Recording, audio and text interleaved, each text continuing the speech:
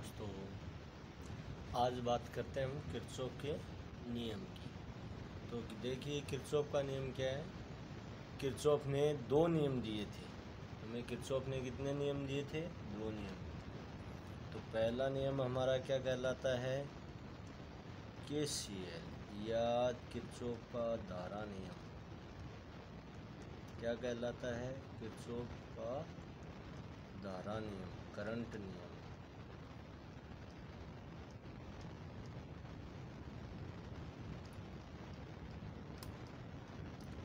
अब जब बात आती है कि करंट नियम या धारा नियम, तो धारा नियम की अगर बात करें तो धारा नियम क्या बोलता है कि किसी भी संगम बिंदु की ओर आने वाली धाराओं का बीजगणितीय योग संधि बिंदु से दूर जाने वाली धाराओं के बीजगणितीय योग के बराबर होता है। मान लीजिए जैसे ये कोई भी धाराएं हैं, इन पर नाम दे देते हैं I1, I2,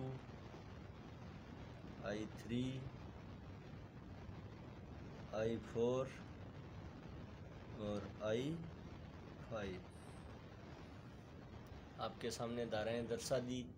तो अब इनमें से क्या होगा कि जो संगम की ओर आ रही हैं उनका बीजगणितीय योग किसके बराबर होगा? जो संगम से दूर जा रही हैं उनके बराबर होगा। तो संगम की ओर कौन कौन सी धाराएं आ रही हैं? 1 आ रही है, 2 आ रही है, 3 आ रही है। तो I1 plus I2 plus I3 बराबर दूर जा रही हैं I4 प्लस I5। या फिर इसी नियम को हम अगर यदि और सटीक लिखें तो सिग्मा ई संगम पर कुल धाराओं का बीजगणितीय योग क्या होता है? 0 होता है। और जहाँ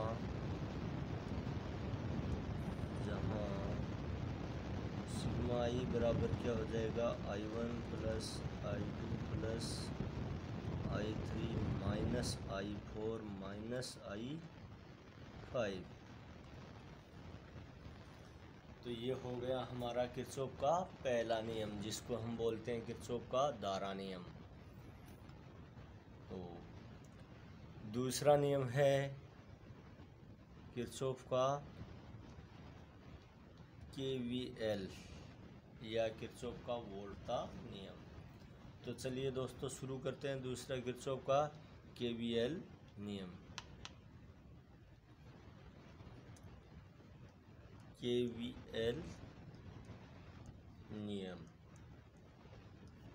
तो किरचॉफ का दूसरा नियम क्या बोल रहा है? KVL नियम या किरचॉफ का वोल्टा नियम।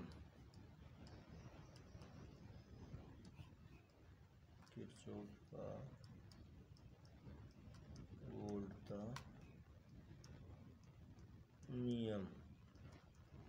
किरचॉफ का वोल्टा नियम क्या बोल रहा है? किरचॉफ का वोल्टा नियम, किरचॉफ का वोल्टा नियम बोल रहा है कि किसी भी बंद परिपथ में दी गई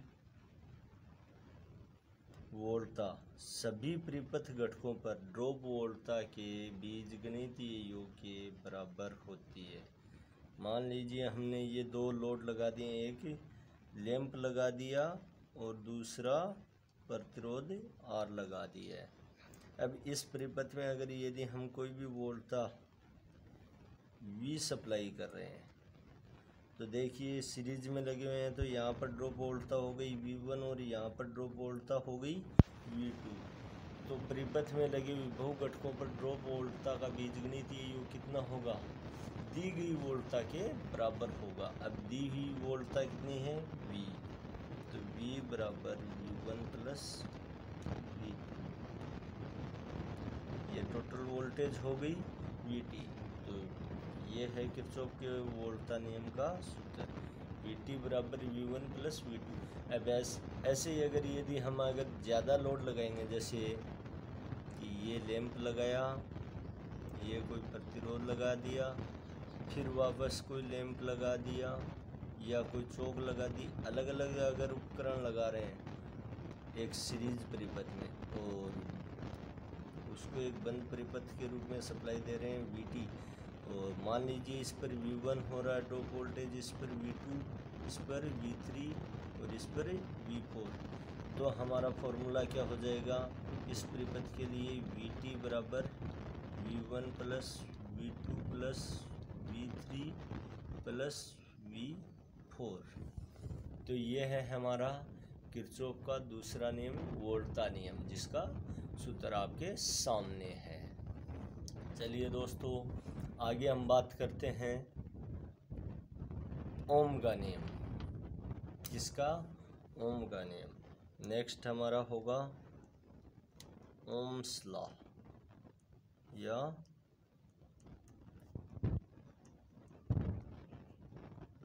ओम का नियम। तो ओम का नियम क्या बोलता है? ओम के नियम बेसिकली जितने भी नियम हैं, एक बार देख लीजिएगा आप कि हमें थ्योरी में स्ट्रक्चर तैयार करने से पहले उसके बेसिक जो रूल्स फॉर्मूले हैं वो तैयार करना बहुत ज़रूरी होता है। तो ओम का नियम क्या बोल रहा है? ओम का नियम हम ऑलमोस्टली पढ़ते हैं कि किसी भी बंद परिपथ में, अगर यदि डीसी बंद परिपथ में जिसकी भौतिक अवस्थाएं ताप दाब नियत हों, तो उस कंडीशन में क्या हो कि V समानुपाती I होता है, या